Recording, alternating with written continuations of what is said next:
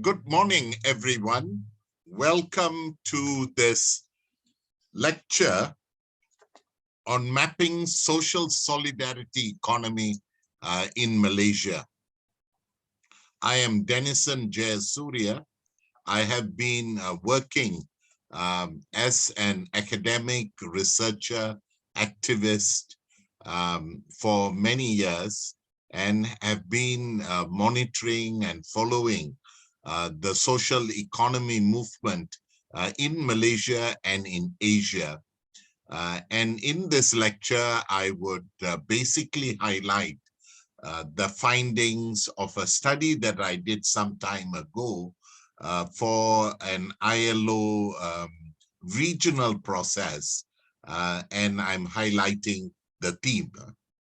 Now, this lecture is divided into 7 parts, and you would be able to recognize the parts in the presentation of the slides.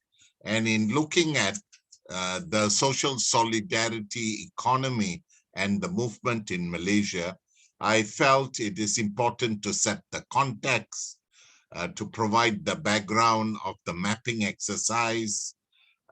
And in the mapping, I looked at national policy and legislation as the framework, but also looked specifically at organizations, examples, and I provide one key case study.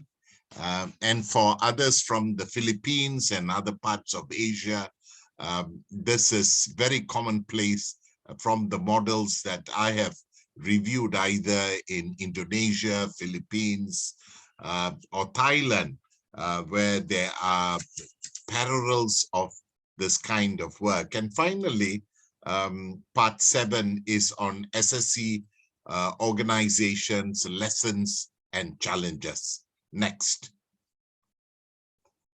The context of SSE or the social economy in Malaysia.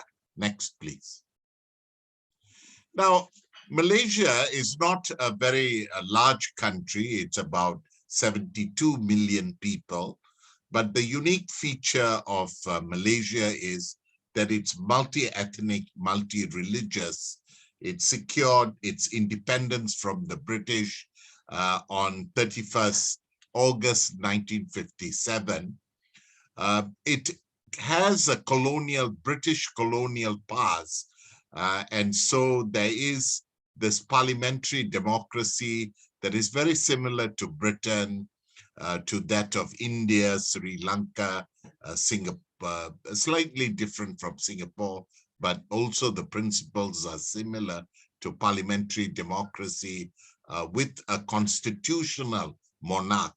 Malaysia has a monarch very much like the British system.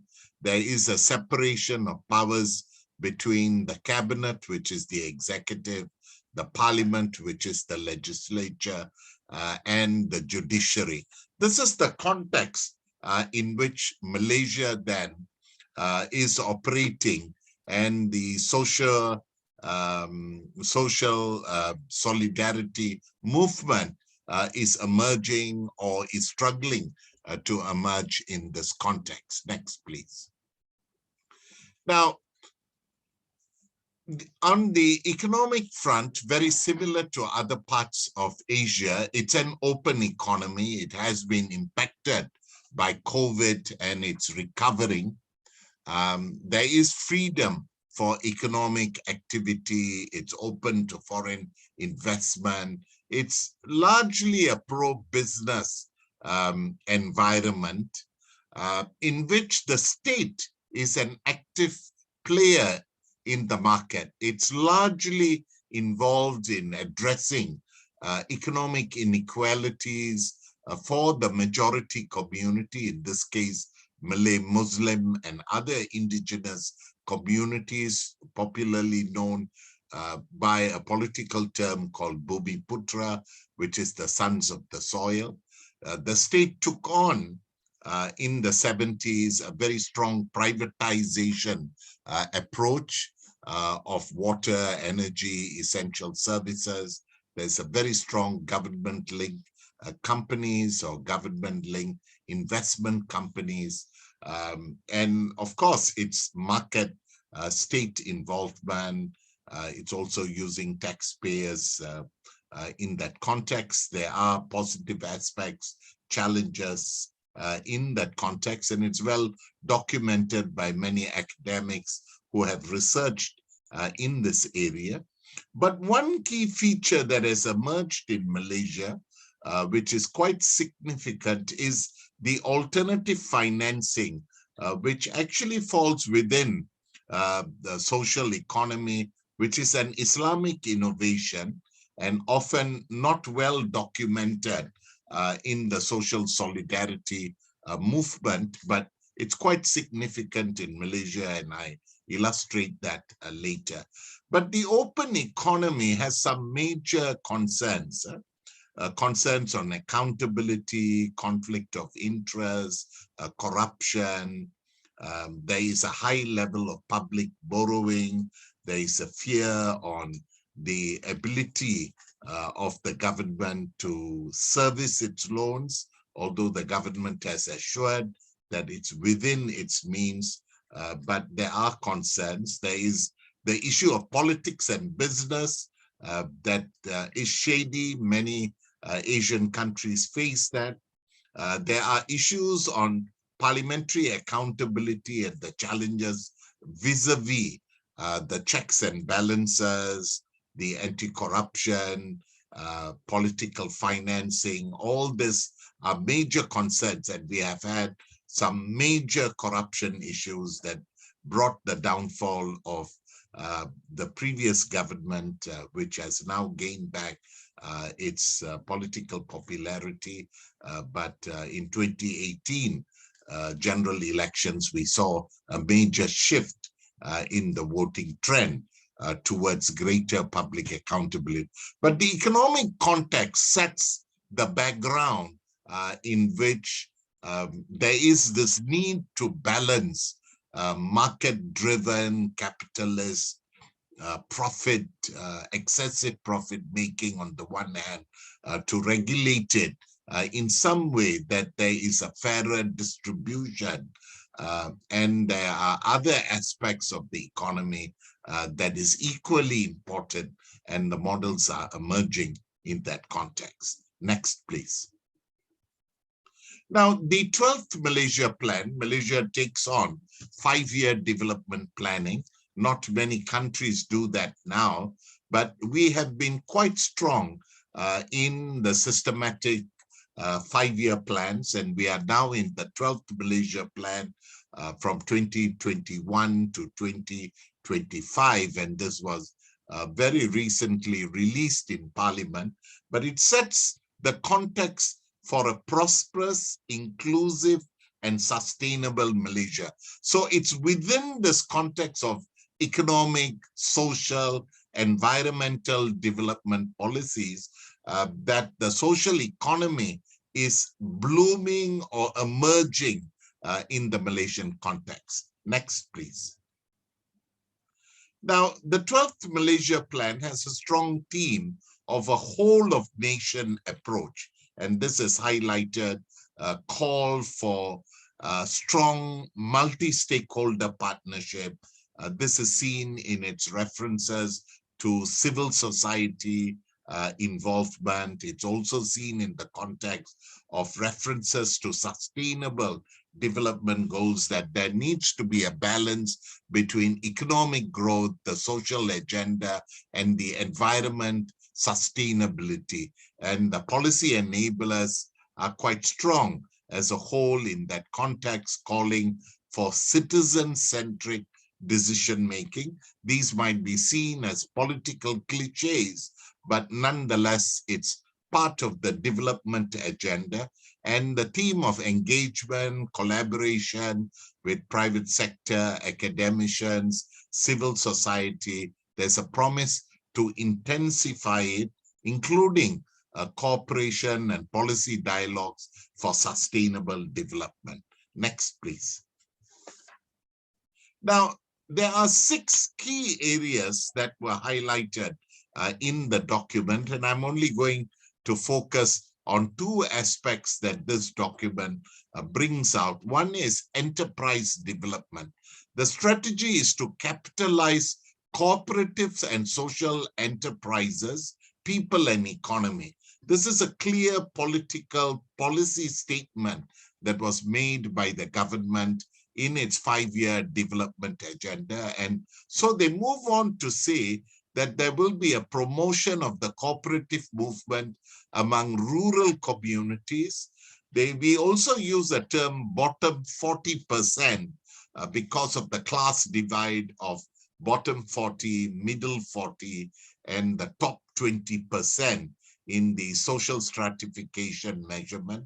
I have a table from this document afterwards.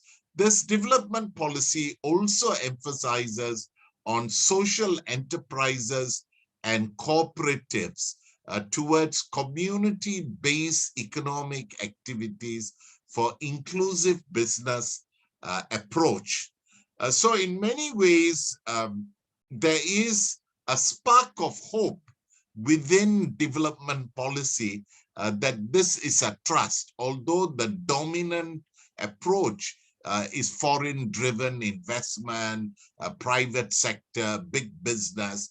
Nonetheless, enterprise development is highlighted within that context. Next, please. Now, it's in this context that the discussion on poverty and inclusive development in the development agenda is quite important because it brings an emphasis to bottom-up community approach. It highlights multi-dimensional poverty, and these are important aspects for a system that would promote social economy. Next, please. Now, this poverty line income, many countries use poverty line income as well, and Malaysia is using that. But it went on to highlight multidimensional poverty, which comes from the Oxford group that has been promoting a more multidimensional that's moving beyond income, and in the works of other development economists like Amartya Sen, the theme of moving beyond income measurements are quite important. So here, the 11th and 12th Malaysia plan, it comes out 4 dimensions: education, health, living conditions, including income as a measurement. Next, please. This is the kind of social stratification that they used from poverty line to bottom 40 to middle 40 and top 20.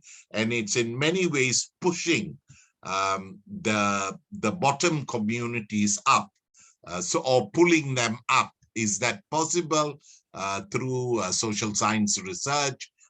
Is the overall shift from poverty line to multidimensional and using a class bracket to push people up from poverty line to higher incomes and better quality of life. And it's recognized that the social solidarity movement would play a key component within this context. Next. Now, the SDG roadmap has many clues towards this. I just highlight that there are other policy documents that are important, that is documenting this in the cross-cutting nature. Next, please. Likewise, the voluntary national review, Malaysia has presented twice.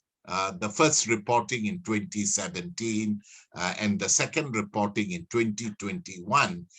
And in the second reporting, there is a specific mention of social economy within the document. And this was highlighted largely through the work of civil society in terms of the cooperative movement, the social enterprise movement, and the work of grassroots community-based economic development that highlighted that there is an alternative to state-driven development or private sector development, and the 2021 document captures that. Now, that brings us to the end of part one, and would lead us to part two in a few minutes.